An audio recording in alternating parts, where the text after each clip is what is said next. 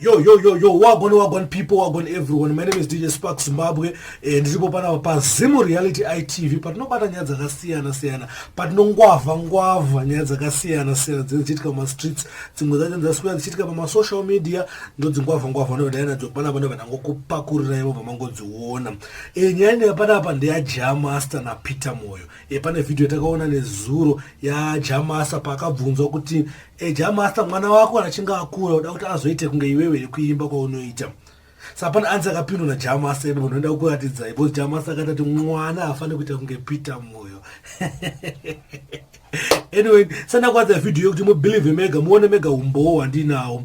Please don't forget to subscribe Zimu Reality ITV so that you don't miss each and every content that you upload each and every day. Because pana up every day you know my latest manyowane. Saka ini senda wanza kutaura kana kuti ndi wanze lipi getting kuyendese kuna Jamaster mumunzu achitaura ega.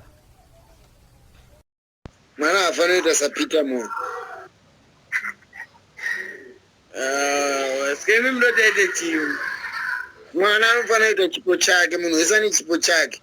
Kwete kuti mwana waita kunge Peter Moyo wazi. Nokuti anonoisa music yababa wake musango zvake wazi. Asirwa zvinhu zvakanaka saka munhu anofana ita chipo chake. Kozi munhu afane kumanikidzwa kuti imba kozi baba wako vaimba. Imekezobudia. Kana newe wakambonzwawo song ya Peter Moyo. Amaya azvinyanyoriiro. Andiri kuzviona manje saka mwana afanira se kuti pinda mudondo. Right, mamuzwa ka Jamaster achitira kuti aiwa mwana afane kuti ange Peter Moyo kuzorasisa music yamudhara kuenda nedirection imwe isiyo. Kana mwana asingagoni kuimba kana mwana asingaimbe ngaasiyane zvekuimba kwete kuita kunge Peter Moyo. Ene Peter Moyo anzi arasisa utakataka aisa band aisa music yamudhara musango hanzi na Jamaster haana chaanoimba haana chaanoziya.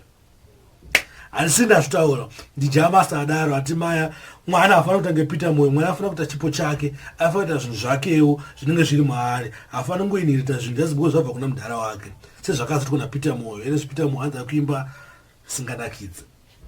Anyway, ndo zvanganda zvomuzvaita zvakada kuratidza ngokuudze kuti Jamaster kutaura kuti maya mwana afana kuti ange Peter Moyo.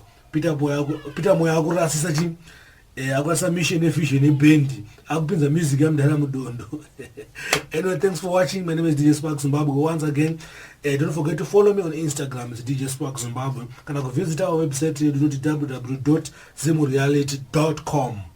Thank you.